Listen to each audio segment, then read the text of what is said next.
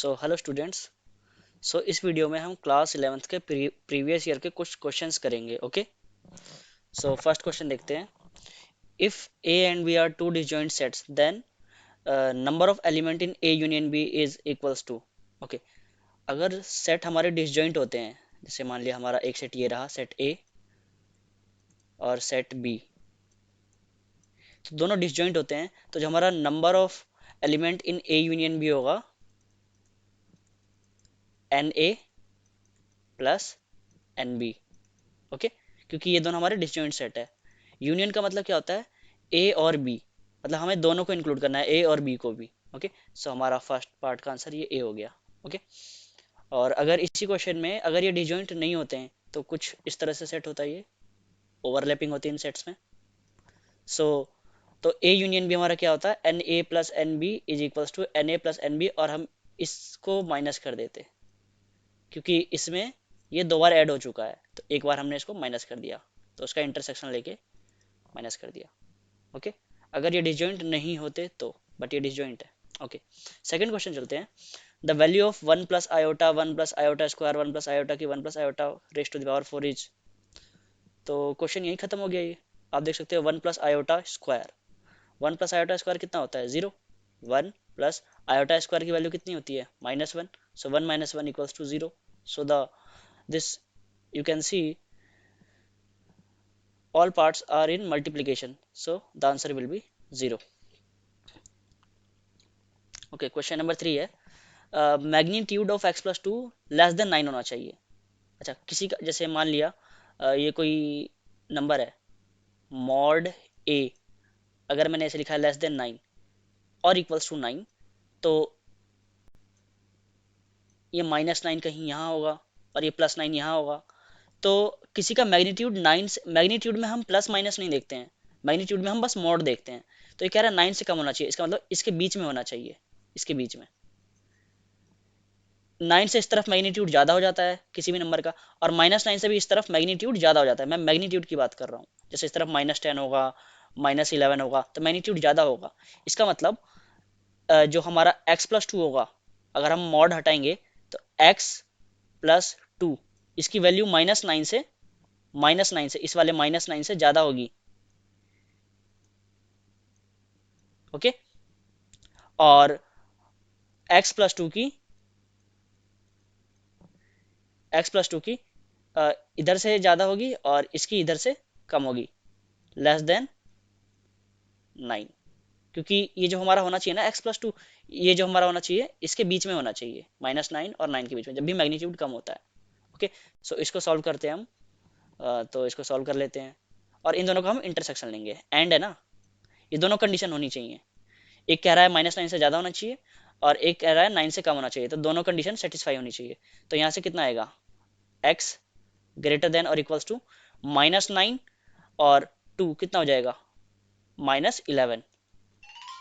-9 और -2 -11। Okay, and then x less than और equals to 9 - 2 will be 7। तो एक क्या कह रहा है कि -11 से ज्यादा होना चाहिए। अगर मैं कहीं -11 प्लॉट करूं यहाँ से, तो एक कह रहा है -11 से ज्यादा होना चाहिए और एक क्या कह रहा है 7 से छोटा होना चाहिए। तो कॉमन रीजन ये हो गया, -11 to 7। तो कौन सा ऑप्शन आपको दिख रहा है इसमें? B part, -11 to 7। So mod वाले क्वेश्चन आप ऐसे ही करेंगे। अच्छा, इसी क्वेश्चन में अगर यहाँ क्वेश्चन में फ्लिप कर दिया, अगर ये दिया होता x+2, इसका जो मैग्नीट्यूड है ये ग्रेटर देन और इक्वल्स टू 9 हो, तो फिर से हम वही मॉड के लिए हम एक बार -9 ड्रॉ करेंगे, एक बार +9। अब इसने कहा मैग्नीट्यूड 9 से जाना चाहिए, इसका मतलब ग्राफ इधर जाएगा और इधर जाएगा, इसके बीच में नहीं जाएगा, इसके बीच में तो मैग्नीट्यूड कम हो गया ना। तो कैसे खुलेगा? एक बार इस तरफ क्या होगा? x+2 लेस देन होगा किससे? इस तरफ तो जितना भी है -9 से छोटा ही होगा ना, इस तरफ सारी वैल्यू। तो लेस देन होगा किससे? -9 से, और 9 के इस तरफ बड़ा होगा ना ये, x+2 ग्रेटर देन। अगर मुझे इस तरफ जाना है तो इस तरफ कोई भी वैल्यू -9 से छोटी होगी ना, इसलिए छोटा लिखा है। और इस तरफ जाऊंगा मैं तो इस तरफ कोई भी वैल्यू 9 से बड़ी होगी, तो इसलिए। और एंड लगा देंगे, सॉल्व कर देंगे, तो हमारा आंसर आ जाएगा अगर ये दिया होता तो। ओके, चलो आगे चलते हैं। Next question, a coin is tossed, if head comes up a die is thrown, but if tail comes up the coin is tossed again, find the probability of getting head at an even number. Okay, तो पहले हम total sample space बना देते हैं. हमारा sample space क्या होगा? ए coin is tossed if head comes, a dice is thrown. अगर हेड आता है तो डाइस को हम थ्रो कर देते हैं. तो अगर मान लिया हेड आया और डाइस थ्रो किया उसके साथ में, तो डाइस के साथ 1 भी आ सकता है. मान लिया हेड आया तो उसके साथ डाइस के साथ 2 भी आ सकता है. ऐसी 3, 4, 5, 6. ओके, अगर टेल आया तो हमें फिर से कॉइन को टॉस करना पड़ेगा. तो मान लिया टेल आ गया फिर से अगेन. अगर टेल आया तो हमें कॉइन को फिर से टॉस करना पड़ेगा. तो हो सकता है हेड आ जाए अगली बार, और अगली बार हेड आया तो हम फिर से टॉस करेंगे, तो यही सब वापस रिपीट करने लगेगा. तो हमारे पास यही सैंपल स्पेस है. Okay, find the probability of getting head and an even number. Head, probability of getting head and even number. तो ये रहा head and even number, head and even number, head and even number. तो मैं final answer लिखता हूँ, आप language लिख लेना. रिक्वायर्ड प्रोबेबिलिटी क्या होगी? रिक्वायर्ड प्रोबेबिलिटी होगी हमारी 3/1 2 3 4 5 6 7 8, 3/8. Okay, so D is the correct answer. I hope ये क्लियर हो गया होगा. ओके, सो चलते हैं नेक्स्ट क्वेश्चन की ओर. The distance of the point 3 3 4 from X axis. Okay, so just let me draw. Suppose ये हमारा एक्स एक्सिस है. अच्छा, तीनों पॉजिटिव है ना, तो मैं पॉजिटिव वाले एक्सिस ही ड्रॉ कर लेता हूँ. सपोज ये मेरा वाई एक्सिस है और ये मेरा जेड एक्सिस है. ओके, सपोज ये वाई है और ये जेड है. अच्छा, एक्स में 3 है और वाई में 3 है, तो एक्स में 3 मान लिया समथिंग यहाँ, और वाई में 3 समथिंग यहाँ. तो ये कुछ ये पॉइंट होगा. ये वाला पॉइंट जो है हमारा, एक्स में भी 3 है और इसकी हाइट कितनी है? 4 है. तो मान लिया यहाँ कहीं 4 है ये. ठीक है, ये वाली हाइट 4 है, ये 3 है, एक्स में 3 और वाई में 3, और ये तो समथिंग कहीं यहाँ बनेगा. ये 3 3 4, ये पॉइंट कहीं यहाँ होगा. इसका कोऑर्डिनेट तो तुम्हारा ये होगा, एक्स में 3, वाई में 3 और जेड में 0 होगा, क्योंकि ये उठा तो है ही नहीं ना, ऊपर की तरफ नहीं उठा ना, तो इसलिए जेड में 0 होगा. लेकिन हमें इससे डिस्टेंस निकालना है. कहाँ से? हमें जो इसकी डिस्टेंस निकालना है वो निकालना है एक्स एक्सिस से. परपेंडिकुलर शॉर्टेस्ट डिस्टेंस निकालते हैं हमेशा हम. तो एक्स एक्सिस से क्या होगा? तो आप देख सकते हो ये वाली डिस्टेंस निकालनी है हमको. तो इस वाली डिस्टेंस निकालने के लिए अगर मैं इसको ऐसे पीछे प्रोड्यूस करूं, जैसे पॉइंट है, इसको प्रोड्यूस करूं मैं पीछे की तरफ. हाँ, तो इस तरफ तो 3 होगा ये, और ऊपर की तरफ 4 होगा. देखो, इस तरफ तो 3 होगा, ओके, और ऊपर की तरफ 4 होगा. समझ पा रहे हो उस चीज को? यस. तो इसको अगर एज्यूम करवाना है तो ये एक तरह से ये हमारा हाइपोटेनस बन जाएगा. ये हमारा जो ये वाली लाइन है ये हमारी हाइपोटेनस बन जाएगी. ओके, ये एक्स एक्सिस पे हाइपोटेनस, और जो ये वाली लाइन होगी ये 3 होगी और ये हवा में 4 होगा. तो ये डी होगी. ये कैसे निकालोगे आप? अगर वो डिस्टेंस, अगर जैसे वो पॉइंट जो है एक्स एक्सिस से थोड़ी ऐसे है, तो ये हाइपोटेनस बन जाएगी. और ये ऑलरेडी नीचे बेस लाइन से तो 4 है, और ये नीचे इस लाइन से 3 है. ध्यान से देखो, ये वाली हाइट निकालनी है हमको. तो ये वाली 3 है और ये बेस लाइन से ऊपर 4 है. तो डी कितना हो जाएगा? √4² पाइथागोरस से plus 3². It means 16 + 9 25 which is equals to 5. So C is the correct answer. I hope ये क्लियर होगा.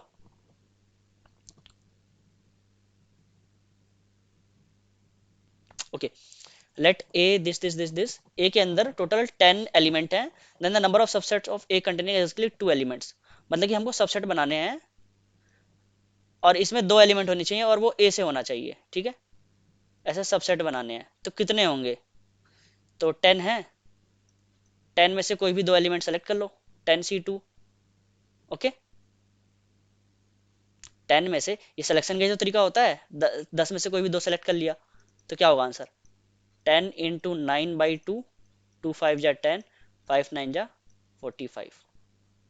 Okay, so C is the correct answer. Very easy. हमें बस सेलेक्ट ही तो करना था सेट बनाने के लिए. इसमें से कोई भी 2 सेलेक्ट करने का तरीका, सिलेक्शन का तरीका क्या होता है? एनसीआर. ओके, अगर हमें एन ऑब्जेक्ट में से आर ऑब्जेक्ट को सेलेक्ट करना है तो वो कितने तरीके से सेलेक्ट कर सकते हैं? उसका फॉर्मूला होता है एनसीआर. ये याद रखना. जैसे मान लिया मेरे पास ऑब्जेक्ट O1 है, O2 है, O3 है, O4 है, O5 है, ठीक है, और मैं तुम्हें कहूँ कि कौन से इसमें से तुम्हें दो ऑब्जेक्ट सेलेक्ट करने हैं, तो तुम हो सकता है O1 O2 सेलेक्ट कर लो, हो सकता है तुम O1 O3 सेलेक्ट कर लो, हो सकता है O1 O4 सेलेक्ट कर लो, हो सकता है O1 O5। ओके, ऐसे ही तुम कुछ भी सेलेक्ट कर सकते हो, लेकिन मैंने कहा पांच में से तुम्हें दो ऑब्जेक्ट सेलेक्ट करने हैं। तुम ऐसे गिनते गिनते थक जाओगे, तो इसका फॉर्मूला होता है पांच में से दो ऑब्जेक्ट सेलेक्ट कर लिए। अब इसको सॉल्व करना आपको पता है, 5 factorial upon 5 - 2, 3 factorial into 2 factorial, solve कर लेना इसको। ओके, सो ये सिलेक्शन का तरीका होता है। एनसीआर का फॉर्मूला क्या होता है? एनसीआर का फॉर्मूला होता है n factorial upon n - r factorial upon r factorial. Okay, so यही फॉर्मूला लगाया मैंने, ये तो डायरेक्ट कर दिया, ये आपको ऑब्वियस सी बात है आता होगा।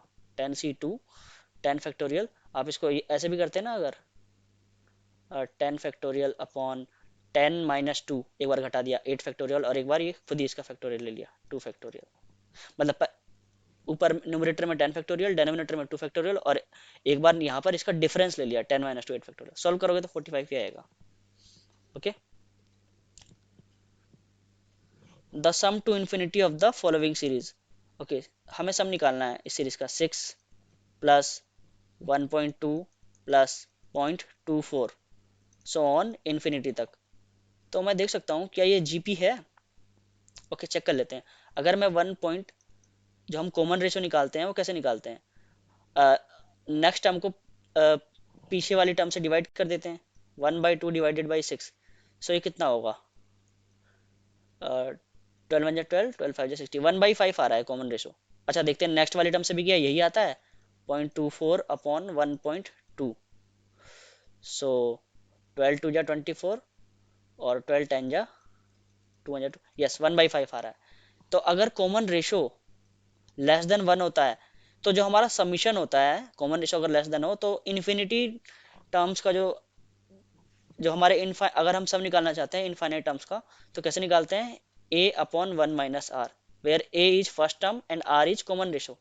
a हमारा फर्स्ट टर्म होता है, इसमें फर्स्ट टर्म a कितना है 6, तो 6 रख लिया, अपॉन 1 माइनस r कितना है 1/5। तो ये आ गया सम इन्फिनिटी टर्म का। तो इनफाइनाइट टर्म का सम कितना हो जाएगा, इसको s इन्फिनिटी लिख दिया, तो 6/5 बन जा 5, 5 - 1 4/5,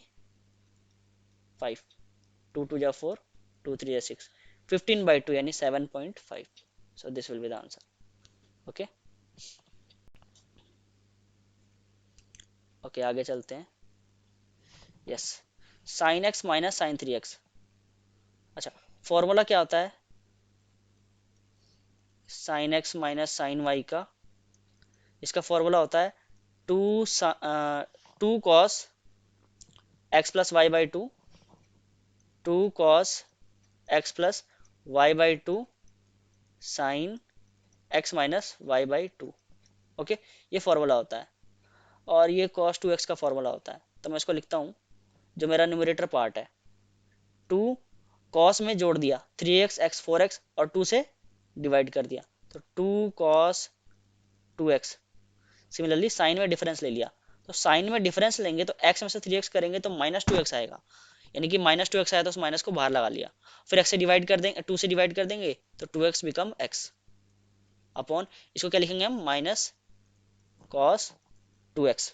सो माइनस से माइनस कैंसिल, cos 2x से cos 2x कैंसिल, बच के गया 2 sin x। ओके, फॉर्मूला लगा दिया जस्ट। सो ये क्वेश्चन भी इजी था, ये 1 मार्क्स में। सो हमारा 2 sin x, option A is correct. Okay, now question number 9, ये भी 1 मार्क्स का ही होगा। तो हमें डिस्टेंस निकालना है। अच्छा, इस लाइन को मैं क्या लिख सकता हूँ, अगर मैंने 2 से डिवाइड कर दिया both side, so 3x plus 4y plus 15/2 equals to 0, मैंने डिवाइड कर दिया, और ये एज इट इज है, ठीक है। 3x plus 4y plus 9 equals to 0। अच्छा, अगर ये फॉर्मूला होता है ax plus by plus c1, ax plus by plus c1 equals to 0, and again ax plus by plus c2 equals to 0, तो ये दोनों हमारी लाइन पैरेलल्स होती है और इनके बीच का जो डिस्टेंस होता है वो होता है C1 माइनस C2 का मॉड अपॉन रूट ए स्क्वायर प्लस बी स्क्वायर, ये फॉर्मूला होता है। तो C1 कितना है इसमें हम किसी को भी ले सकते हैं, 15/2 या 9, आपकी मर्जी है। तो मैंने ले लिया 9 माइनस 15/2 अपॉन रूट ए स्क्वायर प्लस बी स्क्वायर यानी 3 स्क्वायर प्लस 4 स्क्वायर। 2 9 जा 18, 18 माइनस 15 3/2 इंटू इसको सॉल्व करेंगे तो 25 यानी कि 5 यानी कि 3/10, 3/10 units. So option A is correct. Okay, let R be a relation on N, एक रिलेशन है नेचुरल नंबर पे, defined by this the domain of R is. So अच्छा, इस रिलेशन को मैं क्या लिख सकता हूँ, 2y equals to 8 minus x. So y कितना हो जाएगा, 8 माइनस एक्स बाई 2। तो हमें नेचुरल नंबर लेना हो तो क्या लेंगे, अच्छा ये कुछ भी माइनस हो रहा हो इवन में से तो इवन ही आएगा, और मैं 2 से डिवाइड करूंगा तो फिर वो ओवरऑल इवन होना चाहिए नेचुरल नंबर के लिए, ठीक है। मतलब डिवाइड हो जाना चाहिए 2 से। ये 2 से डिवाइड कब होगा, जब ये पूरा का पूरा इवन होगा। अगर मैंने यहाँ पे 1 रखा तो 8 माइनस 1 7/2, तो ये तो नहीं चलेगा, फर्स्ट ऑप्शन नहीं चलेगा। ऐसे ही सेकंड भी नहीं चलेगा क्योंकि 8 माइनस 8 0/2, जीरो तो हमारा नेचुरल नंबर होता ही नहीं, तो ये भी नहीं चलेगा। 2 4 8 ये भी नहीं चलेगा क्योंकि यहाँ भी 8 है, ये चलेगा। ओके, आप रख के देख लेना। सो हम इसको एलिमिनेशन से कर सकते हैं। Okay okay, next one, the foci of the conic, foci निकालना है हमको। ओके, तो आप देख सकते हो ये हमारा हाइपरबोला है, एक्स स्क्वायर 5 से डिवाइड कर रहा हूँ मैं, तो इसको मैं 5/2 लिख सकता हूँ। ये 2 वापस से न्यूमरेटर में चला जाएगा, माइनस वाई स्क्वायर 5 से डिवाइड किया तो ये 5/3 हो गया, इक्वल्स टू 1। ओके, सो यहाँ से मेरे पास ये किसकी वैल्यू होती है, ये ए स्क्वायर की वैल्यू होती है 5/2, बी स्क्वायर की वैल्यू कितनी होती है 5/3, ये वाई के नीचे। ओके, और एक रिलेशन होता है जो हमारी फोकई होती है ना इसमें, हाइपरबोला की जो फोकई होती है वो सी, उसका कोऑर्डिनेट सी होता है, सी बराबर ए, यस सी बराबर ए ई होता है। ओके, तो हम क्या करेंगे, इसका एक फॉर्मूला और होता है, और वो फॉर्मूला होता है C square equals to A square plus B square. यहाँ से निकाल लेते हैं, तो सी स्क्वायर कितना होगा, ए स्क्वायर यानी कि A square is nothing but 5/2 plus B square is nothing but 5/3, then LCM will be 3 and 2 will be 6, 2 3 6, 3 5 15, 10, c square will be 25/6, so c will be plus minus 5/√6। तो फोकई हमारी कितनी होगी 5/√6 और एक होगी -5/√6, ये दो फोकई हो गई हमारी। ये रिलेशन याद रखना हाइपरबोला के लिए। Okay, if 6 boys and 6 girls sits in a row at random, then the probability that all the girls sit together is, तो इसकी क्या प्रोबेबिलिटी होगी कि सारी लड़कियां एक साथ बैठी होंगी। ओके, तो जैसे ये गर्ल्स हैं हमारे पास, गर्ल 1 गर्ल 2 गर्ल 3 4 5 6, 6 लड़कियां हैं। अच्छा, और बॉयज कितने हैं हमारे पास, ये भी 6 हैं।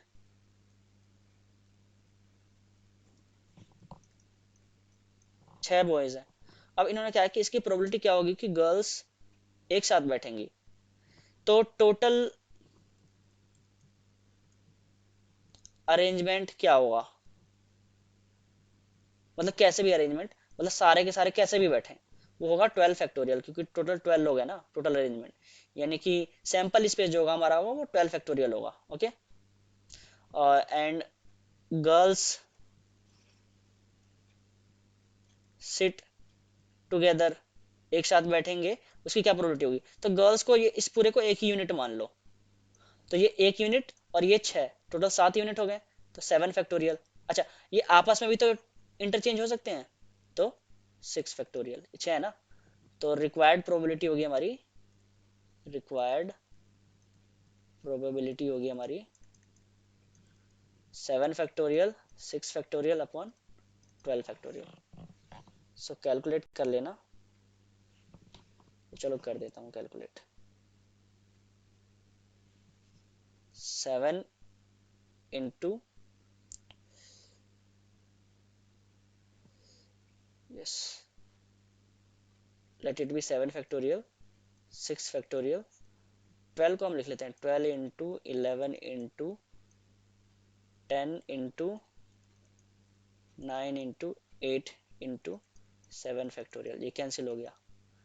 ओके, अब 6 into 5 into 4 into 3 into 2 upon 12 into 11 into 9 into 8 10 into 8, तो 6 टू जा 12, 5 टू जा 10, 4 टू जा 8, 3 3 जा 9, एक 2 से ये 2 कट गया, 12 वन जा 12, ये आएगा आंसर हमारा। ओके, 1/132। आई होप ये क्लियर हो गया होगा। ओके, ये क्वेश्चन बहुत अच्छा है। In the expansion of this term number is independent of, हमसे पूछा है कौन सा टर्म नंबर इंडिपेंडेंट होगा एक्स से।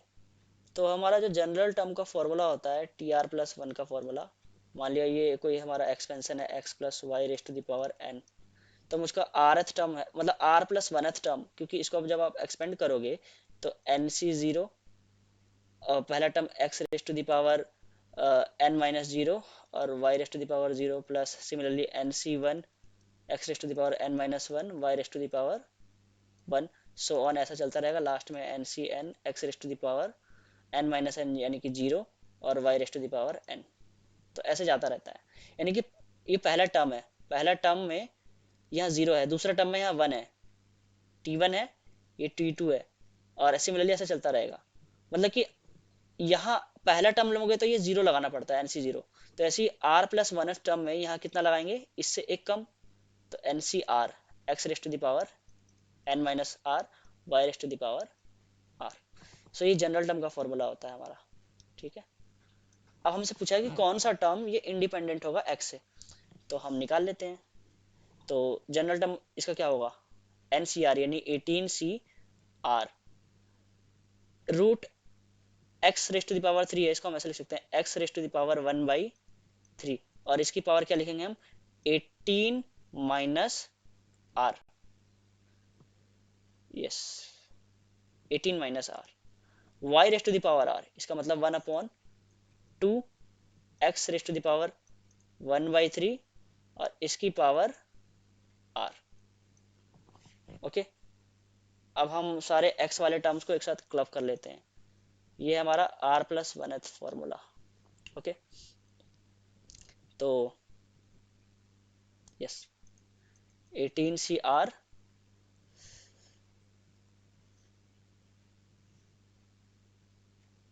और यहाँ पे हम x raised to the power, हम इसको ऐसे लिख लेते हैं x raised to the power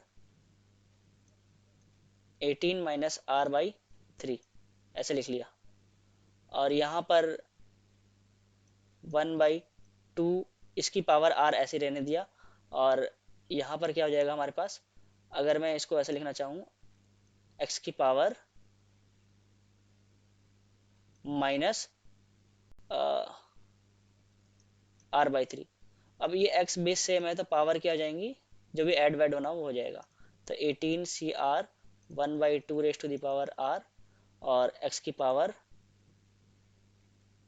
18/3, इसको अलग लिख लिया, और ये -r/3 -r/3 ठीक है।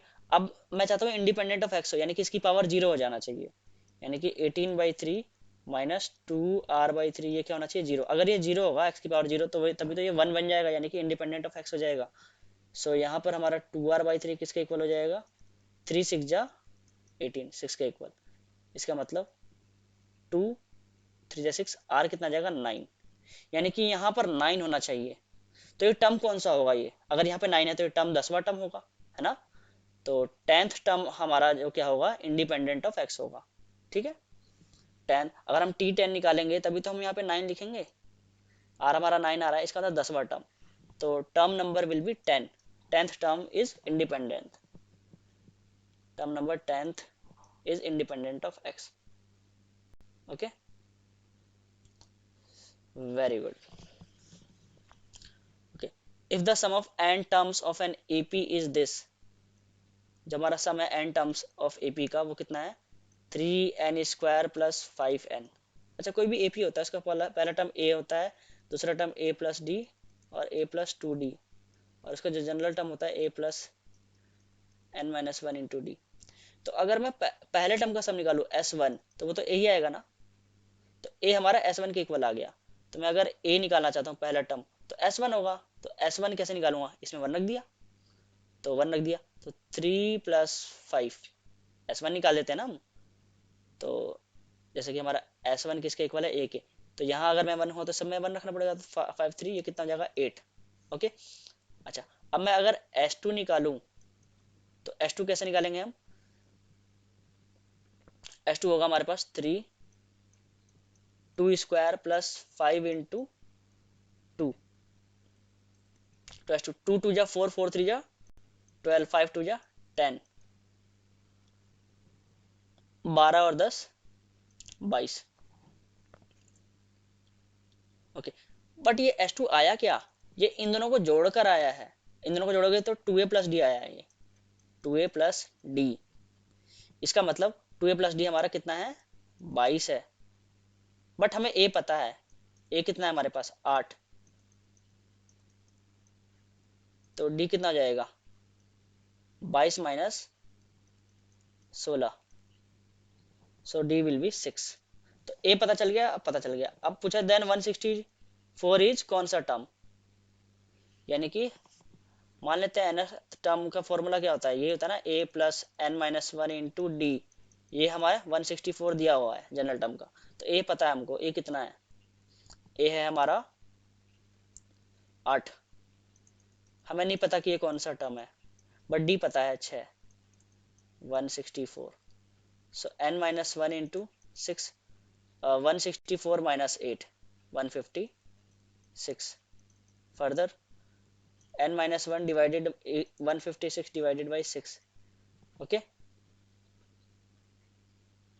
then this will be equals to 6 2 ja 12 6 6 ja 36, तो n will be 27, ये हमारा आंसर हो जाएगा। ओके और वैसे तुम इसको ऐसे भी कर सकते हो कि जनरल टर्म का फॉर्मूला होता है Sn - Sn - 1, दूसरा तरीका दूसरा मेथड, तो ऐसे जनरल टर्म निकाल सकते हो। ओके मतलब Tn बराबर Sn - Sn - 1, तो करना क्या था, Sn तो हमारा ये था 3n² plus 5n minus Sn - 1 क्या हो जाएगा 3, n की जगह बस n-1 रख दो प्लस ये यहाँ से ऐसे, ये सेकंड मेथड है, इसको सॉल्व करना, सो यहाँ से ये कितना जाएगा n² plus 1 minus 2ab 2n plus 5n minus 5, सो 3n² प्लस 5n माइनस, यहाँ से ये कितना जाएगा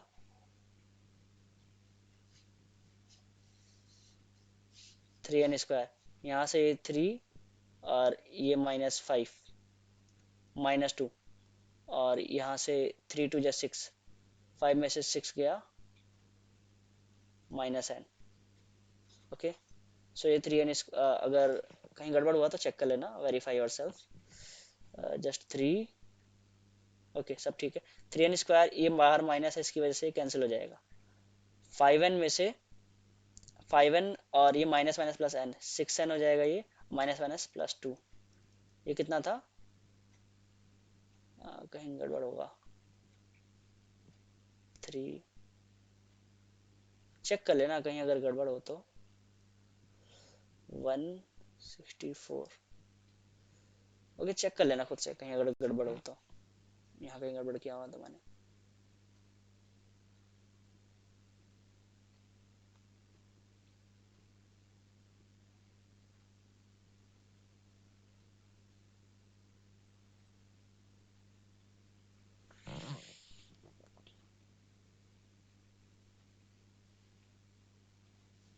ओके 3n² यहाँ से 3,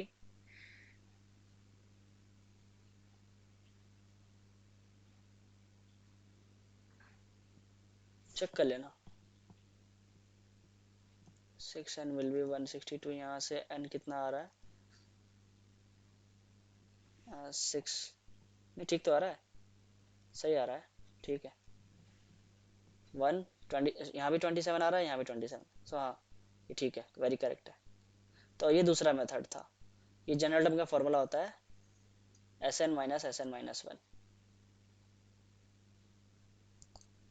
okay, if the arc of the same length in to circles obtained angle 65 degree. देखो ये सेम लेंथ की आर्क है, मान लिया ये एक आर्क है, तो एक एंगल कितना सबटेंड कर रहा है, यहाँ पे मान लिया ये एंगल सबटेंड कर रहा है 65, मान लिया ये रेडियस हमारी r1 है, और एक सबटेंड कर रहा है ये, थोड़ा पास में सबटेंड करेगा ना एंगल, क्योंकि एंगल जैसे जैसे बड़ा होगा वैसे वैसे ये रेडियस कम होता जाएगा 110 डिग्री, क्योंकि थीटा होता है हमारा आर्क अपॉन रेडियस।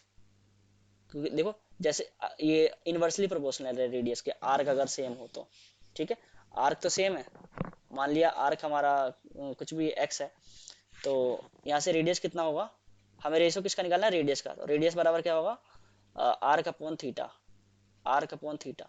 ओके, तो हम कर लेते हैं इसको सॉल्व। रेडियस 1 कितना होगा r1, r1 आर्क, मान लिया आर्क ये कितनी है, इसकी लेंथ मान लिया l है, ठीक है, तो आर्क अपॉन थीटा, थीटा कितना है 65 डिग्री 65, तो 65, अच्छा 65 ये रेडियन में होता है, ये जो ये थीटा होता है ये रेडियन में होता है, तो 65 को रेडियन में कन्वर्ट करोगे तो पाई बाई 180 से मल्टीप्लाई करना पड़ेगा। Okay, so 65 into pi by 180। Okay, और ये R2 कितना हो जाएगा हमारे पास L अपॉन 110 पाई इंटू 180। अब डिवाइड कर दो, रेशियो निकालना है तो, रेशियो निकालना है तो R1 अपॉन R2 डिवाइड करोगे तो यस कर देते हैं 180L अपॉन 65 पाई, सिमिलरली 110 पाई, 110 पाई अपॉन 180L, सो ये कैंसिल हो जाएगा, पाई से pi cancel,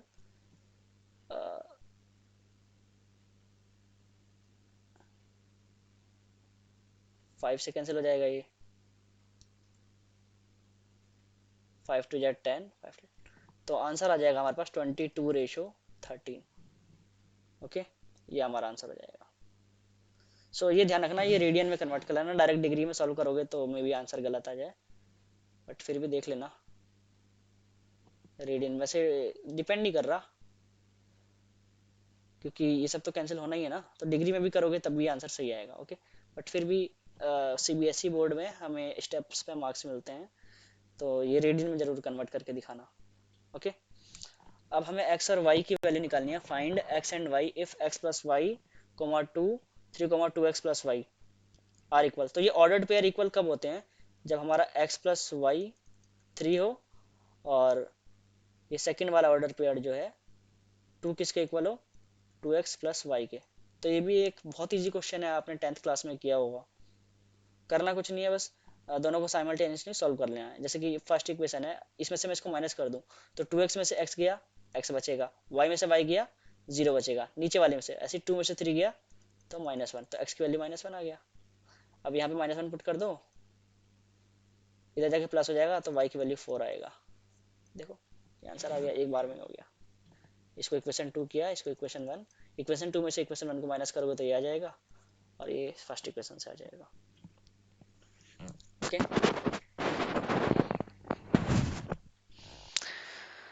there are 12 points in a plane out of which 5 points are collinear. Find the number of straight lines that can be drawn joining them. मतलब कि 12 points हैं, अगर point हमारे collinear होते हैं, जैसे कि 5 पॉइंट्स हैं, ये कोलिनियर है, तो इससे तो एक ही लाइन ड्रॉ होगा ना, और बाकी सारे पॉइंट चाहे जैसे भी हो। तो हम एक काम करते हैं, 12 पॉइंट से अगर हमें लाइन बनानी हो तो 2 पॉइंट जरूर चाहिए। इन्होंने कहा है there are 12 points in a plane out of which 5 points are collinear, find the number of straight line that can be drawn joining them.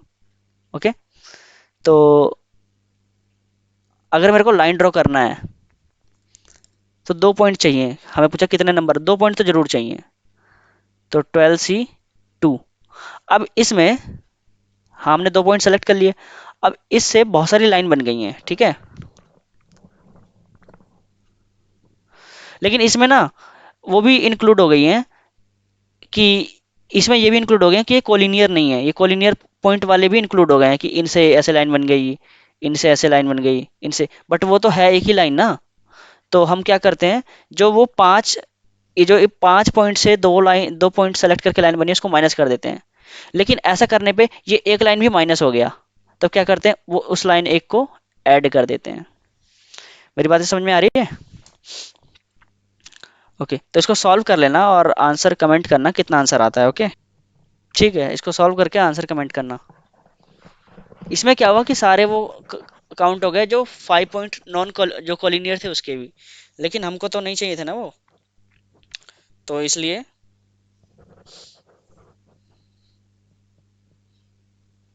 उसको माइनस कर दिया। ओके,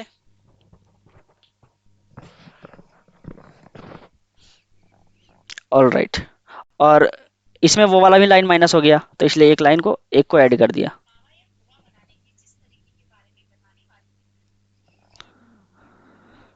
ओके, ये question number 18, write contrapositive of statement if a number is divisible by 9।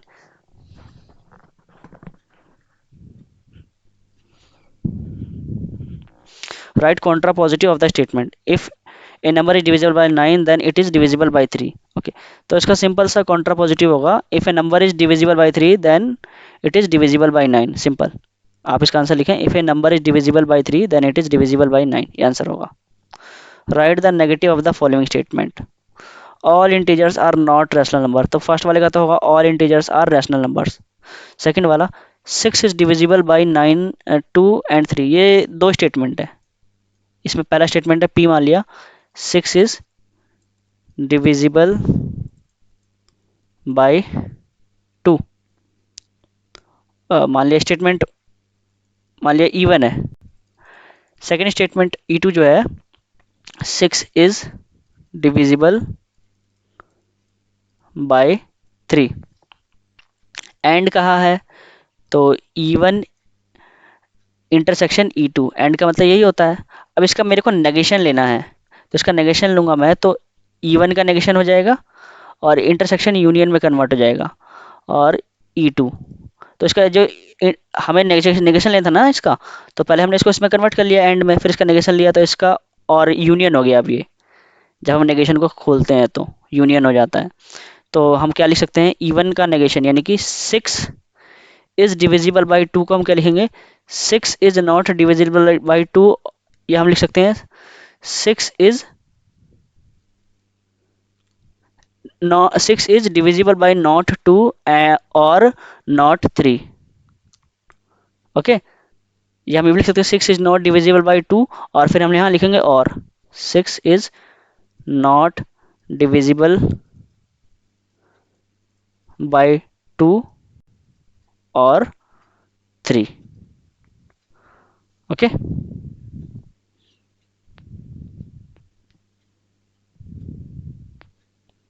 Very good.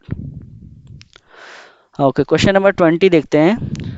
ये last question है जो कि 1 marks का है। Okay, find the equation of circle which touches y axis and has centre 2, 3। Okay, देखते हैं। एक circle है जो y एक्सिस को टच कर रहा है और उसका सेंटर है 2, 3, तो रेडियस भी यही होगा, जब भी एक्स एक्सिस का कोऑर्डिनेट होगा 2। अगर ये टच कर रहा है तो जस्ट ये वाली लेंथ होगी ना, तो चाहे जैसे भी टच करे, ये होगा तो परपेंडिकुलर ही ना इस एक्सिस के साथ, तो जब भी परपेंडिकुलर होगा तो ये यहाँ परपेंडिकुलर, ये तो होता ही है, तो इसका मतलब रेडियस हमारा 2 होगा। सेंटर पता है तो हम इक्वेशन बता सकते हैं, x-2 whole square plus y-3 whole square equals to r square, and r is nothing but 2, यानी 2 2 4। सॉल्व कर लेना, आ जाएगा इक्वेशन। ओके, अब इन्होंने कहा है find the equation of parabola with vertex at origin, vertex origin पे है, symmetric with Y axis, symmetric Y axis है, पासेस कर रहा है 2, -3, तो x में 2 कहीं यहाँ होगा, y में कहीं -3 यहाँ होगा। ठीक है। सो ये पॉइंट होगा तुम्हारा 2, -3। इसका मतलब ये वर्टेक्स है और ये पैराबोला है। ओके, तो पैराबोला की इक्वेशन, ये जो डाउनवर्ड होती है इसकी इक्वेशन क्या होती है? इसकी इक्वेशन होती है x² equals to -4ay। Okay, ये होती है। और ये पास कहाँ से कर रहा है? अब मेरे को a निकालना है, तो ये पास कहाँ से कर रहा है? Passes through 2, -3। इसका मतलब 2, -3 इसको सेटिस्फाई करना चाहिए। तो अगर मैंने x की जगह कितना लिखा 2, तो 2 का स्क्वायर करूंगा मैं, -4a। y कितना होगा? y कितना है हमारे पास? -3, तो -3। सो माइनस से माइनस कैंसिल, 2 2 जा 4, 4 से 4 कैंसिल, तो ये कितना आ जाएगा? 1/3। तो हमारा पैराबोला का इक्वेशन क्या होगा? x² इक्वल्स टू -4, ए कितना है? 1/3, तो 1/3y, ये आ जाएगा answer. Okay, this is the answer, required answer.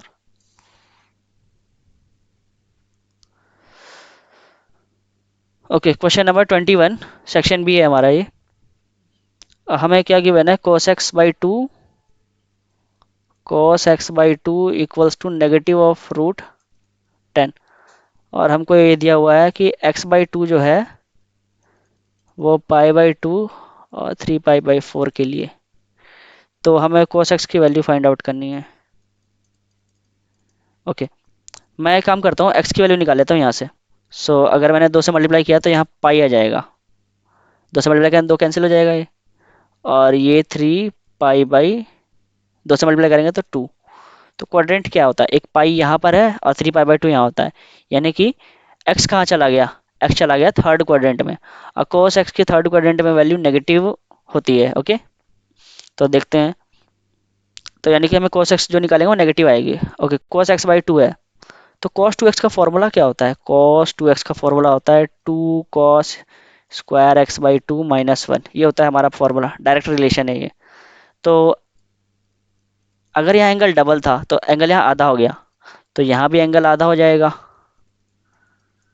Okay, so 2 cos² x/2, cos x/2 की वैल्यू पता है 1/10, तो -1/√10 का स्क्वायर कर लिया -1।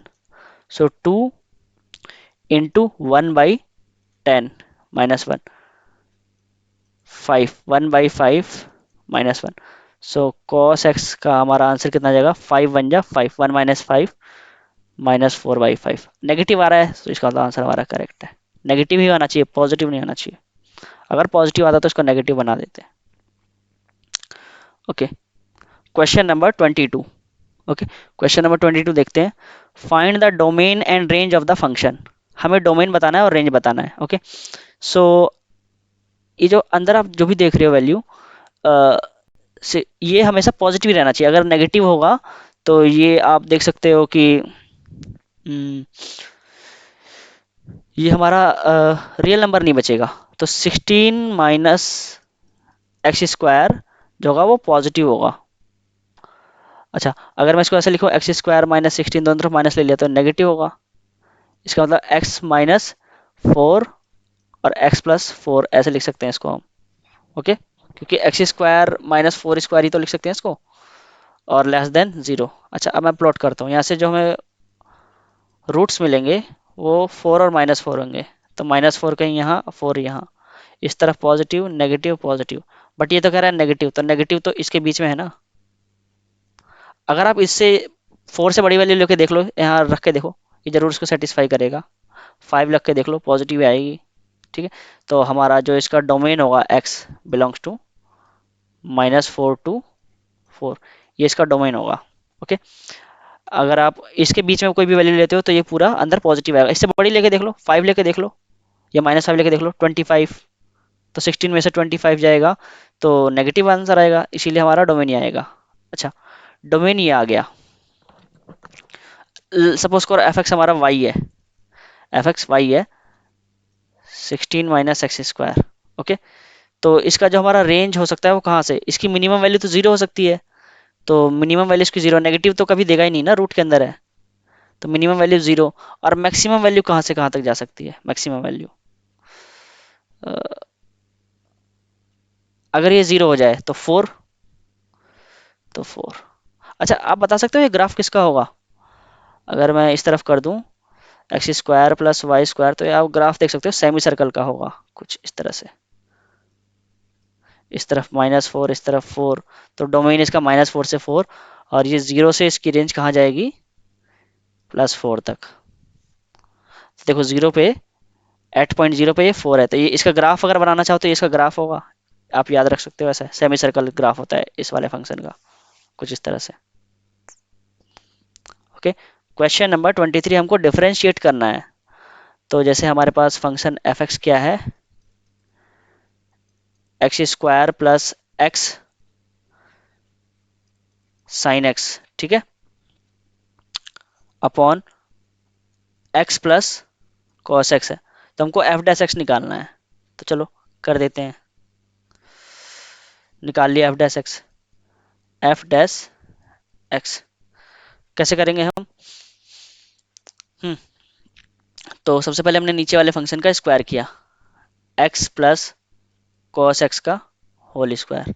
ओके, अब ऊपर वाले को डिफ्रेंशिएट किया, तो एक्स स्क्वायर को डिफ्रेंशिएट करेंगे तो 2x प्लस, अब x को कर इस वाले फंक्शन को, तो इसको ब्रैकेट में लिख लिया, 1 और sine X as it is, plus x as it is,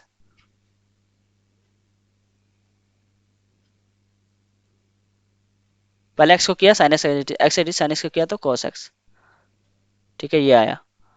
okay, yes, तो हमने इस वाले को डिफरेंशिएट किया,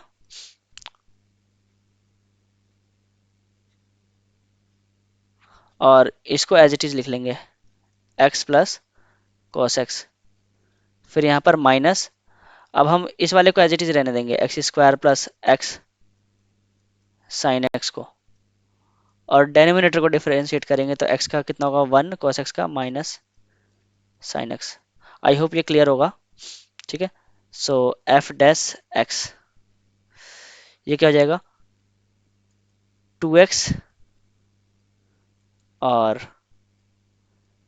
plus sine x plus x cos x, okay, x plus cos x, यहाँ माइनस एज इट इज रहने देते हैं, और x कॉमन ले लेते हैं, 1 plus sine x, x plus sine x हो जाएगा, x plus sine x, 1 minus sine x upon x plus cos x का होल स्क्वायर। ओके, सो यहाँ से एक टर्म ये आएगा x साइन एक्स, और यहाँ से भी x साइन एक्स, वो कैंसिल हो जाएगा।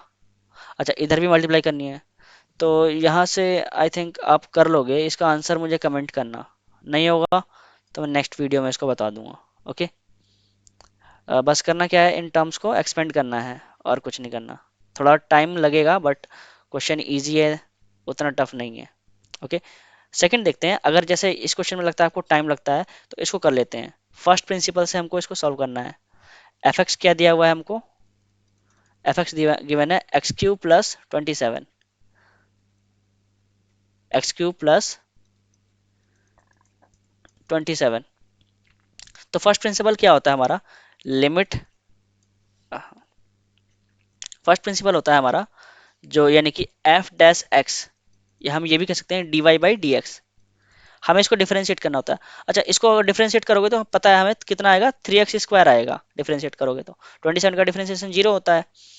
तो क्या क्या होता है एफ डैश एक्स का फॉर्मूला, इसका फॉर्मूला होता है limit first principle h tendings toward 0, f of x plus h minus f of x upon h। Okay, so हम लिखते हैं, चलो f डैश x निकाल लेते हैं, f डैश x निकाल लिया। So limit, okay, limit, yes, let me create, okay, limit h tendings towards 0, f of x plus h क्या होगा, जब भी हमारा फंक्शन है वहाँ हमें एफ एक्स तो पता है, एफ ऑफ एक्स प्लस निकालना है, तो इसमें x की जगह x प्लस एच रख दो, तो x की जगह x प्लस एच रख दिया। ये हमारा F of x plus H है, माइनस एफ ऑफ एक्स, तो इसी को लिख दिया एक्स क्यूब प्लस 27, ये एफ ऑफ एक्स है अपॉन एच, यानी कि लिमिट एच टेंडिंग्स टुवर्ड्स जीरो। हम डिफरेंशिएशन निकाल रहे हैं फर्स्ट प्रिंसिपल से, सो इसको ओपन किया, x cube plus H cube plus 3x square H plus 3x H square minus x cube minus 27। सो ये कैंसिल हो गया इससे, ये वाला प्लस 27 लिखना भूल गए, कोई बात नहीं यहाँ लिख लिया। तो इससे ये कैंसिल हो गया, एक्स क्यूब से ये एक्स क्यूब कैंसिल हो गया। ओके, यानी कि F dash X equals to limit H tends to zero. तो यहाँ से मैं एच कॉमन ले लेता हूँ, एच कॉमन ले लिया तो यहाँ बचेगा H square plus 3x square plus 3x H upon H, ये एच से एच कैंसिल हो गया। अब लिमिट एच जीरो रख दो, तो यहाँ जीरो रखेंगे तो ये जीरो हो गया, ये 3x स्क्वायर हो गया प्लस ये भी जीरो हो गया, तो आंसर क्या आएगा हमारे पास 3x स्क्वायर। तो ये फर्स्ट प्रिंसिपल से हमने सॉल्व कर दिया। ओके ओके 24 क्वेश्चन करते हैं। Find the probability of at most two tails और at least two heads in a toss of 3 coins. 3 coins को टॉस करना है और हमको प्रोबेबिलिटी निकालनी है एटमोस्ट टू हेड और, अच्छा किसी कॉइन को टॉस करते हैं तो सैंपल स्पेस क्या होता है, सैंपल स्पेस, सैंपल स्पेस अगर मैं बनाना चाहूँ तो बनाने का तरीका होता है head head head head tail tail tell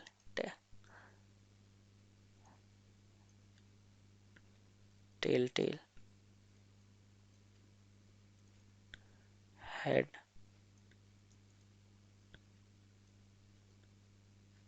ये सैंपल स्पेस होगा टोटल 8, क्योंकि 3 बार टॉस किया है। अच्छा, एक इवेंट इवन है, वो क्या है, at most two tails, at most two tails, event even है, ठीक है। एटमोस्ट टू टेल्स का मतलब तो ज्यादा से ज्यादा 2 टेल होने चाहिए, ज्यादा से ज्यादा 2 टेल, क्योंकि इन्होंने क्या कहा है, एटमोस्ट टू टेल्स, ज्यादा से ज्यादा 2 टेल, 2 से ज्यादा टेल नहीं होने चाहिए। कम टेल हो वो चलेगा, तो ज्यादा से ज्यादा 2 टेल वाले कितने हैं, मतलब टेल ना भी हो तो भी चलेगा। तो ज्यादा से ज्यादा 2 टेल वाले कौन कौन से हमारे पास, एटमोस्ट 2 टेल्स, एक टेल वाला भी चलेगा, 2 टेल वाला और 0 टेल वाला भी चलेगा, ठीक है। इसका टेल नाम एटमोस्ट 2 टेल्स। तो एक टेल वाले कितने हैं, एक तो ये हो जाएगा, चलो लिख लेते हैं सैंपल स्पेस, कितने इवेंट बनते हैं, एक तो ये हो जाएगा 1 2 3 4 5 6 7, ये नहीं चलेगा, तो 7 इवेंट हो रहे हैं इसके, 7, ये सारे के सारे आप लिखना चाहो तो लिख लो। एक इवेंट E2 है, at least two head, at least 2 head कौन कौन से, तो कम से कम 2 हेड होने चाहिए। इन्होंने एटलीस्ट का वर्ड किया है, एटलीस्ट 2 हेड, तो कम से कम 2 हेड, ज्यादा से ज्यादा कितने हेड चलेंगे, लेकिन कम से कम 2 हेड जरूर होना चाहिए, मतलब 2 हेड होने चाहिए और 3 हेड होने चाहिए। तो 2 हेड वाले कौन कौन से हैं, एक तो HHT है, STH है, HHT STH और THH, THH और HHH, इनका एटलीस्ट 2 हेड, कम से कम 2 हेड जरूर होने चाहिए, 2 से ज्यादा हो वो चलेगा, लेकिन कम से कम 2 जरूर होने चाहिए, 2 से कम वाले नहीं चलेंगे। तो अच्छा, अब इन्होंने लिखा है यहाँ और, मतलब हमको प्रोबेबिलिटी निकालनी है किसकी, इवन इंटरसेक्शन, और का है तो यूनियन हो जाएगा ना, तो इवन E2। अब इसकी प्रोबेबिलिटी निकाले कैसे, अच्छा इसकी प्रोबेबिलिटी तो हम निकाल सकते हैं, प्रोबेबिलिटी ऑफ इवेंट इवन जो होगा वो होगा 7/8, प्रोबेबिलिटी ऑफ इवेंट E2 कितना होगा, this is probability of event E2, 4/8। तो ऐसी probability of event even union E2 कितना होगा, probability of event even plus probability of event E2 minus probability of, ये फॉर्मूला आपने पढ़ा होगा, नहीं पढ़ा तो कैसे आया देख लिया एक बार, ये तो पढ़ा होगा ना कि एन ए यूनियन बी क्या होता है, N A plus N B minus N A intersection B. अगर यूनियन निकालना होता है number of element in A union B, बस क्या करना है, दोनों तरफ सैंपल स्पेस से डिवाइड कर दो, सैंपल स्पेस से डिवाइड कर दिया, सैंपल स्पेस में डिवाइड करने के बाद ये क्या बन गया, प्रोबेबिलिटी बन गई।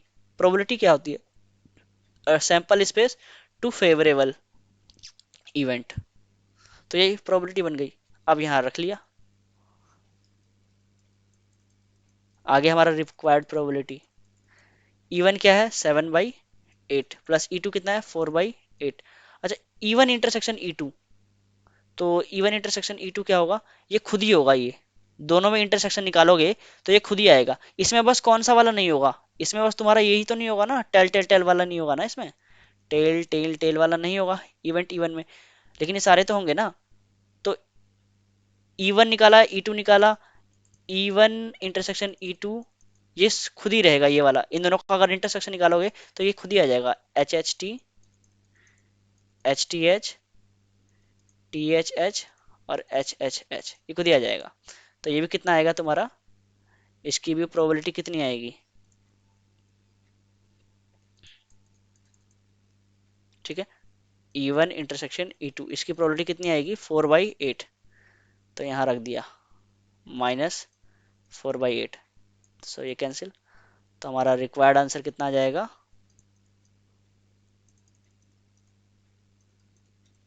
7/8, ओके, 7/8 ये आंसर आ जाएगा हमारे पास।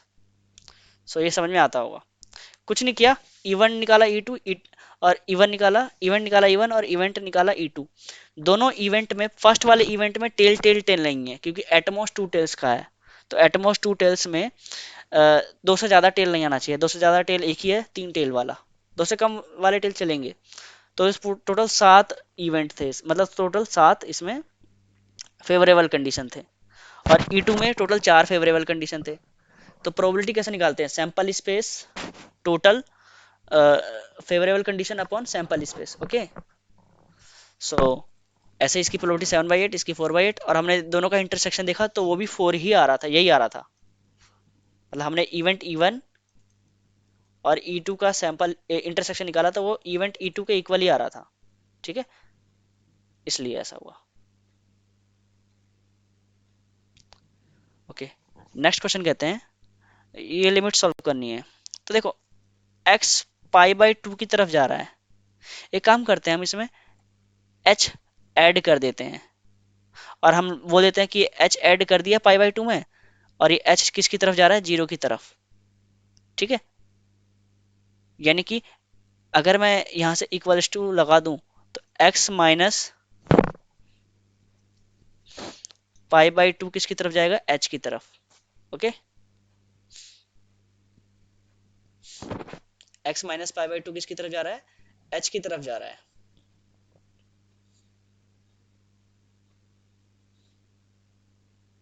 ठीक है।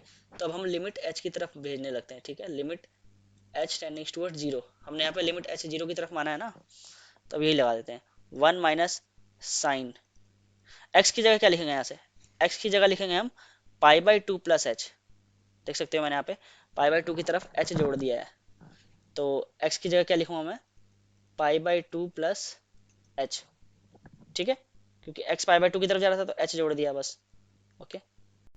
π/2 माइनस एक्स को क्या लिख सकते हैं, अगर π/2 माइनस एक्स को मैं लिख सकता हूँ, अगर इसको मैं ले जाऊंगा h को तो माइनस h हो जाएगा, ओके। और cos x कितना है मेरे पास, हाँ, x यहाँ से देख लो, π/2 प्लस h है, π/2 प्लस h, π/2 प्लस h ये है, ओके। सो अब मैं इसको सॉल्व करता हूँ, limit h tendings towards 0, 1 minus, अच्छा, अगर मैं h 0 करूँ तो ये साइन 91 हो जाएगा, 1 माइनस 1 ऊपर भी 0 बन रहा है और नीचे एच कितना है 0, तो cos 90 0 होता है, तो ये भी 0/0 फॉर्म बन रहा है, तो इसको सॉल्व नहीं कर सकते हैं। लेकिन हम एक काम करते हैं, 1 माइनस इसको ओपन कर लेते हैं।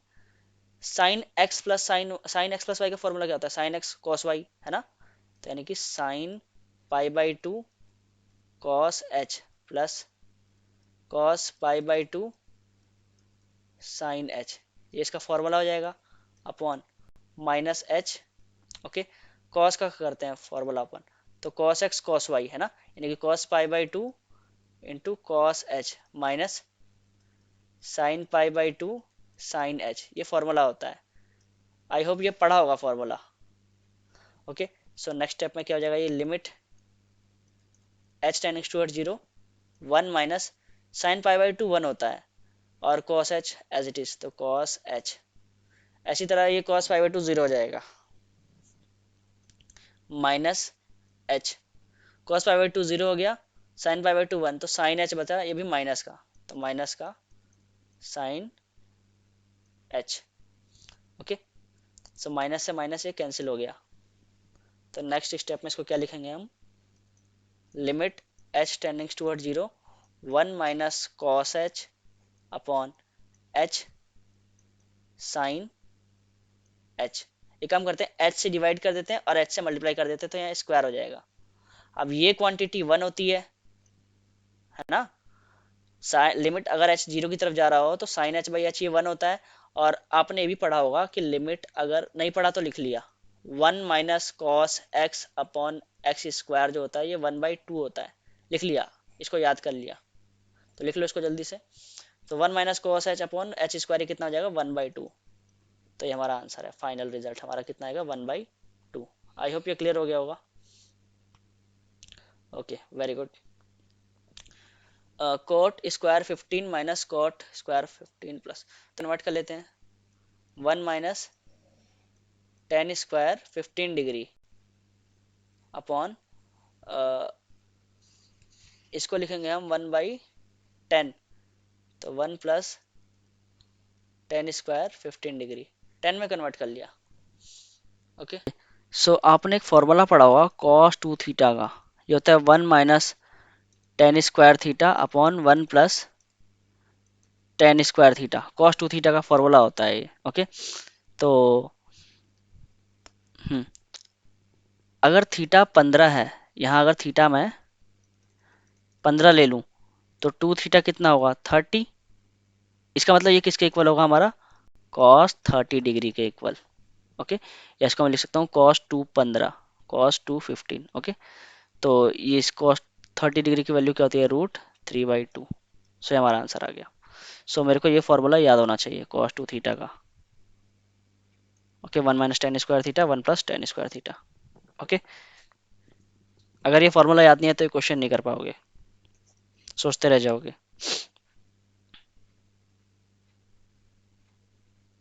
All right,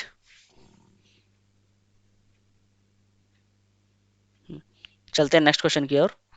prove that this is divisible by 25। तो मान लेते हैं let the given statement is Pn, इस स्टेटमेंट को Pn मान लेते हैं।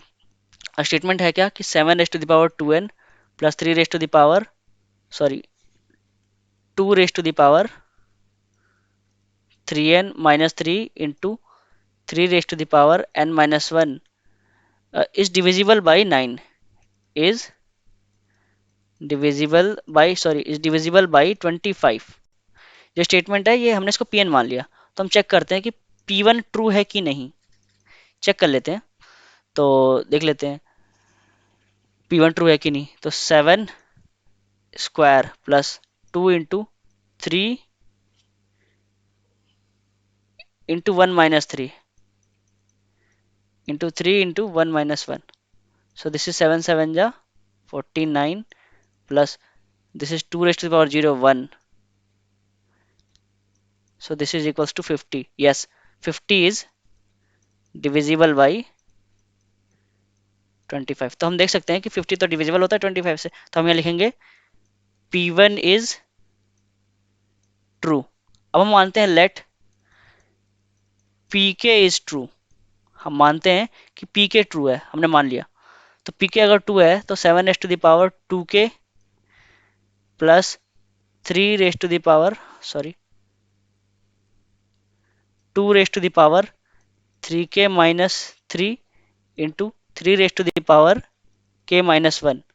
ये भी डिविजिबल होगा 25 से। अगर ये डिविजिबल है तो 25m लिख लेते हैं हम, मतलब कि इस नंबर को हमने 25 से डिवाइड किया तो m मिलता है हमको। तो अगर कोई भी नंबर किसी से डिविजिबल होता है तो हम उसको इस फॉर्म में लिख सकते हैं। ओके, 25m कैसे लिख सकते हैं? मान लिया अगर मैंने इसको 25 से डिवाइड किया होता तो कुछ m मिलता, और m क्या है हमारा? इंटीजर है। ये भी लिख सकते हैं इसकी जगह m belongs to i। Okay, so इसको ऐसा मिटा दिया। ओके, हमने मान लिया कि ये हमारा ट्रू है, और हमें ये लिखना पड़ेगा m बिलोंग्स टू इंटीजर। इसको ना लिख के इसको लिख लिया, ठीक है, ये इक्वेशन 1। ओके, अब हमको क्या प्रूफ करना है? To proof pk plus 1 is also true. हमको ये प्रूफ करना है कि pk प्लस 1 भी जो होगा वो भी ट्रू होगा। अच्छा, कुछ मिस कर दिया क्या? 7 raised to the power 2k। Okay, यहाँ ये मिस कर दिया, 7 raised to the power 2k। Okay, so ये भी ट्रू होना चाहिए। Okay, so 7 raised to the power 2, k की जगह k प्लस 1 लिख दिया, प्लस 2 3 k की जगह k plus 1 minus 3 into k plus 1 minus 1। ये भी डिविजिबल होना चाहिए 25 से। ओके, तो देख लेते हैं क्या डिविजिबल होता है कि नहीं। अच्छा, यहाँ से अगर मैं इसकी वैल्यू निकालूं,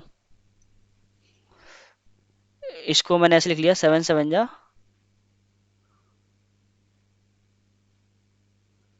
7 raised to the power 2k into 7 square यानी कि 49। इसको ऐसे लिख लिया, plus 2 raised to the power 3k। Okay, plus 3 minus 3 ये कैंसिल हो जाएगा। Alright, 3k is here 3 this, yes। सो ये हमारा 2 raised to the power 3k बचा, क्योंकि 3 और similarly this one 3 raised to the power k। Okay, यहाँ तक ही आ गया। अब हम क्या लिखेंगे? From equation 1। इक्वेशन 1 से इसकी जो वैल्यू है, फ्रॉम इक्वेशन 1 जो we put from equation 1 we put 2 raised to the power 3k minus 3 into 3 raised to the power k minus 1 equals to 25m minus 7 raised to the power 2k। हम इसको put कर देते हैं इसमें। Okay, so 2 raised to the power 3k,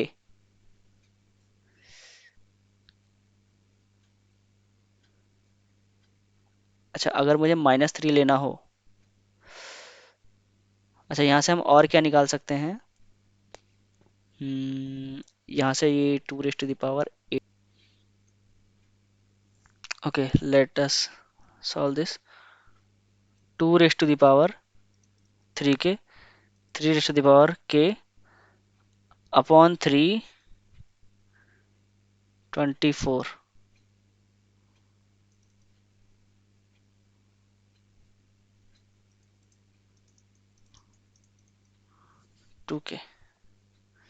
सो यहाँ से हम इसमें पुट कर देते हैं 7 raised to the power 2k, यहाँ पर 49 प्लस इसकी जो वैल्यू है वो यहाँ पे ये हो जाएगी 24 into 25m minus 7 raised to the power 2k। Okay, अब देखते हैं यहाँ से कुछ क्लू मिल जाए तो। यस, इसको लिख लेते हैं हम 49 into 7 raised to the power 2k plus इन दोनों की मल्टीप्लाई फॉर्म में ही रहने देते हैं। कैसे लिखेंगे? 25 into 24m minus 24 into 7 raised to the power 2k, just यहाँ से लिख लिया हमने। फर्स्ट इक्वेशन से क्या किया, इसको ऐसे लिख लिया ना, -3 है तो ये नीचे आएगा तो 2 की पावर 3 8 हो जाएगा, और यहाँ से 3 नीचे आएगा तो 3 8 3 24 हो जाएगा। ओके, अब देखते हैं यहाँ से, आई होप यहाँ तक समझ में आ गया होगा। ओके, अब यहाँ से देखो ये दोनों टर्म सेम सेम है, यहाँ भी 7 raised to the power 2k। 49 में से अगर 24 माइनस करोगे, जैसे 7 raised to the power 2k common ले लोगे, फिर 49 में से 24 माइनस करोगे तो 25 आएगा। 7 raised to the power 2k plus 25 into 24m। अब देखो दोनों में से कॉमन ले लो 25, तो देख सकते हो 7 raised to the power 2k plus 24m। तो क्या ये डिजिबल है? सो यस ये है। सो हम ये लिखेंगे pk plus 1 is also true. Okay, so pk plus 1 भी हमारा ट्रू है। Hence from principle of mathematical induction pn is true for all n belongs to integer. Okay, so ये लिख देंगे। सो हमने प्रूफ कर दिया। ओके, इक्वेशन 1 से ही प्रूफ होता है ये। ओके, सो क्वेश्चन ये भी इजी था। इन ए सर्वे 60 people it was found that 25 people read newspaper Hindi. एक सर्वे में 60 लोग थे। It was found that 25 people read newspaper Hindi. Okay, तो लिखते जाते हैं। It was found that 25 people, number of people who read newspaper is 25। 26 read newspaper T, तो जो टी पढ़ने वाले हैं वो कितने हैं 26, और आई पढ़ने वाले हैं वो कितने हैं 26। 9 read both H and I, तो एच एंड लगाया इसलिए इंटरसेक्शन, एच एंड आई जो है रीड करने वाले कितने हैं 9। Okay, number of people who read both H and T वो कितने हैं 11। Number of people who read T and I वो कितने हैं 8। और तीनों जो रीड करने वाले हैं एच इंटरसेक्शन आई इंटरसेक्शन टी वो कितने हैं 3। तो हमसे पहला कहा गया अच्छा इसको हम वेन डायग्राम से भी रिप्रेजेंट कर सकते हैं।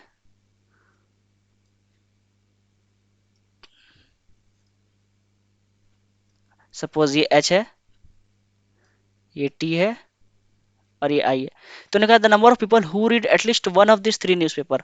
उन्होंने क्या कहा कि हमको नंबर ऑफ पीपल बताने हैं जो ये तीनों न्यूज़पेपर पढ़ सकता है। ओके, तो एटलीस्ट का है, at least one of this 3 newspaper, मतलब कि एक भी पढ़ सकता है, दो भी पढ़ सकता है, तीन भी पढ़ सकता है, और सारे भी पढ़ सकता है।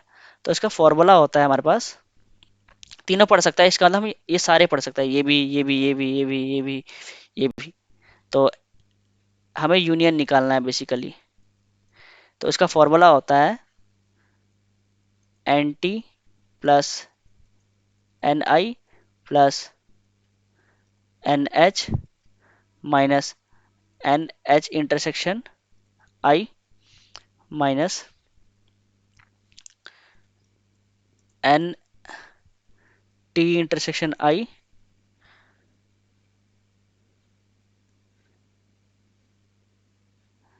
Minus N H intersection T, और plus N H intersection T intersection I.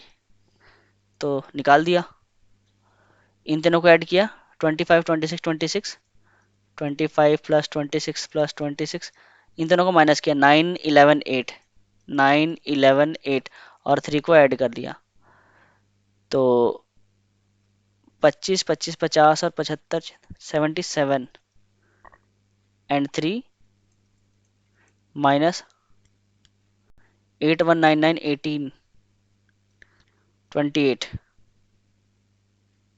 Okay, so this will B 52। सो इतने 52 हमारे एटलीस्ट पढ़ते हैं newspaper. The number of people who read exactly one newspaper, यानी कि बस ये वाले, ये एग्जैक्टली वन में इतना रीजन आएगा, इतना रीजन आएगा, इतना रीजन आएगा। बट हमारे पास ऑलरेडी कैलकुलेटेड है ये 52, तो at least one, exactly one newspaper वाले कितने होंगे? Number of people, number of people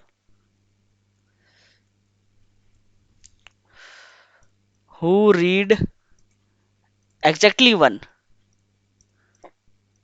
अब वो कैसे निकालेंगे हम? तो 52 में से माइनस कर दिया, जस्ट क्या क्या माइनस करेंगे वो देख लो।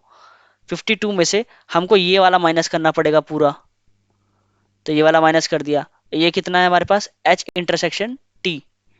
तो अच्छा, ये वाला माइनस करना पड़ेगा, ये वाला भी और ये वाला भी। तो 9, 11 और 8 को माइनस करना पड़ेगा। 9 को, 11 को और 8 को माइनस करना पड़ेगा। लेकिन इन सब चक्कर में ये बीच वाला तो 3 बार माइनस हो गया ना, बीच वाला तो 3 बार माइनस हो गया। तो बीच वाला 3 बार माइनस हो गया, तो 3 बार इसको प्लस कर दो बीच वाले को। बीच वाला था क्या? 3 बार प्लस कर दिया। लेकिन एक बार तो माइनस करना ही है ना, तो एक बार माइनस कर दिया। 3 बार माइनस था, तो 3 बार माइनस इसकी वजह से हो गया। लेकिन हम चाहते नहीं है, हम चाहते हैं एक बार कम से कम माइनस हो, तो एक बार माइनस कर दिया, तो उसको इसमें से नलीफाई कर दिया। ठीक है, अब सॉल्व कर लेते हैं। तो 52 माइनस, ये कितना होगा? 11, 9, 20 और ये 28। 9 माइनस 3 6, तो 12 माइनस 8 4,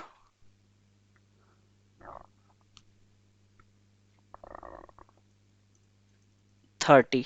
ये आंसर आ जाएगा हमारे पास। ठीक है, आई होप ये क्लियर होगा। हमने क्या किया कि ये हमारा पूरा यूनियन था, उसमें से हमने 3 बार माइनस किया, तो 3 बार वो बीच वाला भी तीनों माइनस हो गया, तो हमने फिर 3 बार प्लस कर दिया।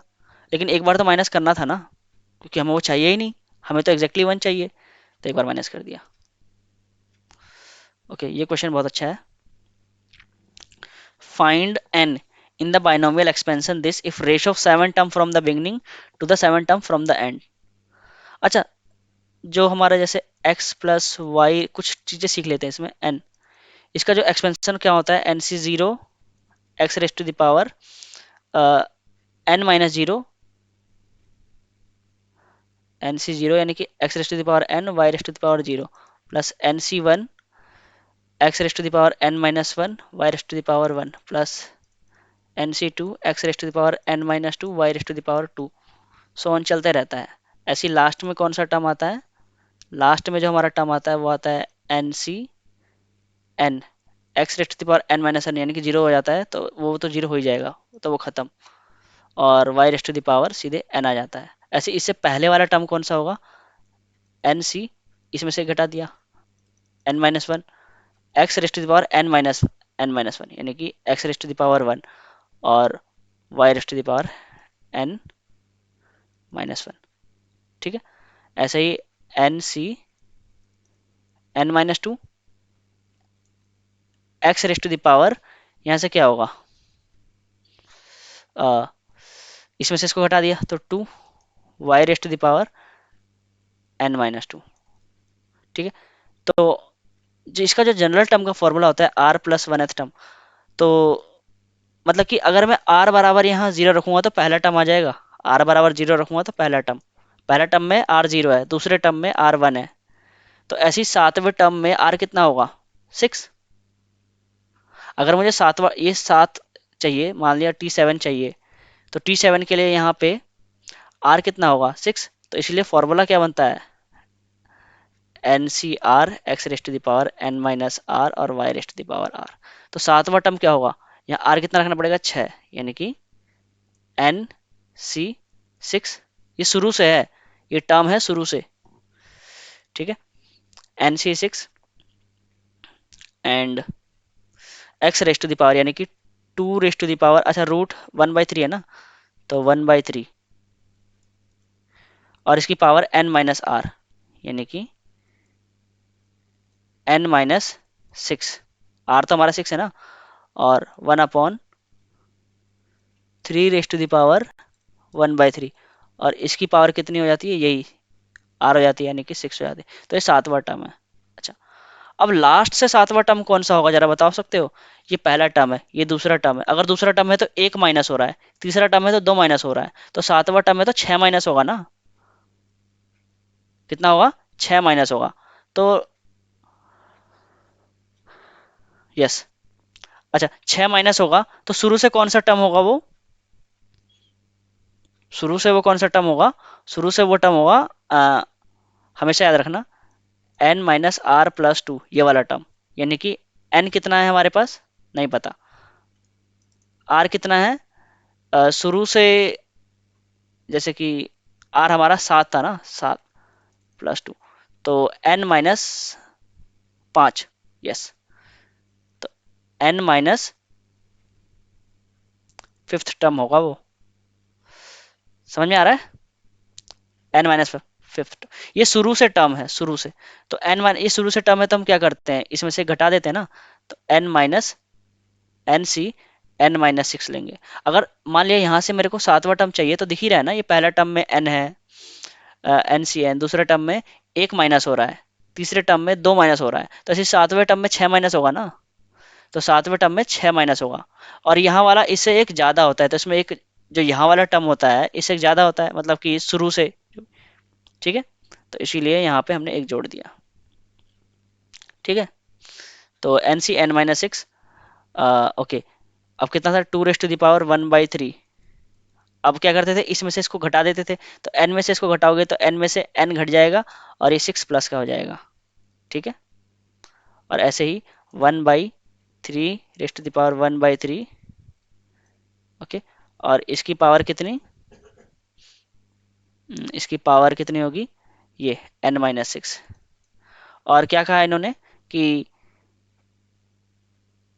रेशो जो है इसका वो कितना है, वन बाई सिक्स, यानी कि इसको इससे डिवाइड कर दो बस, एन सी सिक्स को, ये टू रेस्ट टू दावर, अच्छा इसको n minus six by three लिख लेता हूँ, n minus six by three into, अच्छा इस थ्री को मैं ऊपर ले जाता हूँ,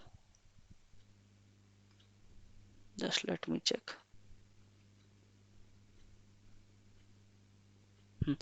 इस थ्री को मैं ऊपर ले जाता हूँ तो पावर नेगेटिव हो जाएगा, और जैसे कि पावर नेगेटिव हो गया और इसकी सिक्स से मल्टीप्लाई हो जाएगी तो माइनस टू हो जाएगा, okay. Again N C N minus six, ठीक है, टू रेस टू दावर, ये वाला थ्री टू जा सिक्स, यानी कि स्क्वायर हो गया, ओके। अगेन इसको भी मैं ऊपर ले गया, ठीक है, इसको मैं ऊपर ले गया तो कितना हो जाएगा ये, माइनस का N minus six by three, तो माइनस का ये आ गया, ओके। अब आपने एक फॉर्मूला पढ़ा होगा, एन सी आर को आप ये भी लिख सकते हो, एन सी, इसमें से इसको घटा दिया, एन माइनस आर, तो ऐसे ही इसको मैं क्या लिख सकता हूँ, या इसको एन सी सिक्स को मैं क्या लिख सकता हूँ, N C N minus six, यानी कि ये दोनों सेम ही बात है, तो ये कट जाएगा पूरा, ओके। अब ओके, और ये है किसके इक्वल, वन बाई सिक्स के इक्वल दिया हुआ है, ये क्वेश्चन में दिया हुआ है कि इनका रेशियो जो है वन बाई सिक्स है, ओके। अब मैं इसको क्या कर सकता हूँ, दोनों में बेस सेम है तो पावर माइनस हो जाएगा, N minus six by three minus two, ये हो जाएगा, ओके, ऑल राइट।